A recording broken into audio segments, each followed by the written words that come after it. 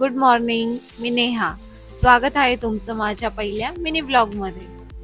तर सगळ्यात अगोदर मी चहा घेतला. मग नंतर आधी खेळत होता व खेळताना खात होता. मग मी त्यानंतर जेवण बनवायला सुरुवात केली. तर पोळ्या बनवून झाल्यानंतर मी भाजी बनवली. मटकीची भाजी बनवल्यानंतर मी साबुदाणे बनवले, कारण आज माझा उपवास होता. व त्यानंतर मी आधीचे जेवण बनवले.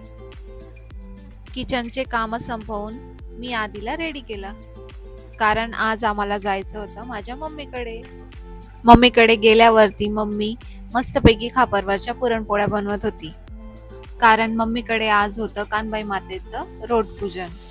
कानबाई माता ही आमच्या खानदेशातील एक प्रसिद्ध देवी आहे.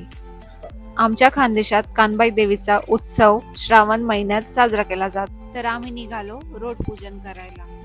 तिथे पोचल्यावर आम्ही कानबाई मातेची पूजा केली, नंतर आरती केली व कानबाई मातेचा आशीर्वाद घेतला.